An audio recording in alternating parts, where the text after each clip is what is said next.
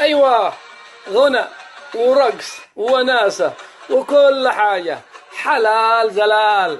أتحدى أي واحد عالم في المملكة العربية السعودية، أتحدى مفتي المملكة آل الشيخ أن يأتي ويقول لي يا بني الغناء حرام. يا أخ العرب، إن الرقص والمجون لا يرضي الله، هذا شيء يغضب الله، هذا شيء لا يرضي رسول الله الراقد عندكم.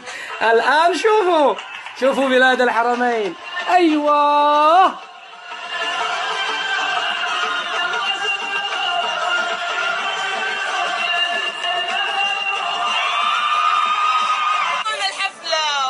ولا أروع. الله الله الله الله على بلاد الحرمين. والله لا ندري نضحك أم نبكي على بلاد الحرمين. هذا ما لم يمر عليهم سوى شهرين مع محمد بن زايد، كيف لا ما يغلقوا سنة؟ كيف يا إخوان الكرام؟ الآن أسئلة واضحة وصريحة أجيبوا عليها يا علماء الحرمين. هل هذا الغناء والرقص والمجون يرضي الله؟ هل هذا الرقص والمجون يرضي رسول الله؟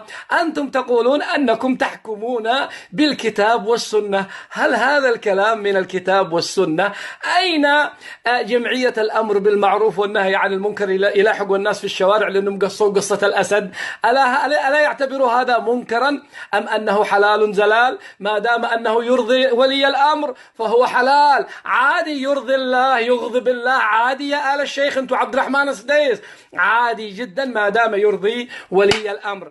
المحزن أن هذه الراقصة ترقص وبيدها لا إله إلا الله محمد رسول الله، وهذا تدنيس للفظ الجلالة ولاسم الله ولاسم رسول الله. إذا كنتم أهلا لهذا الاسم إخواني في المملكة فلتحملوا، أما إذا ستحمله الراقصات وقليلات الأدب فنرجو أن تزيلوا كلمة التوحيد من علمكم وشوفوا لكم علم ثاني حطوه في برج خليفة ولا نخلة ولا أي حاجة، أما هكذا ما ينفعش.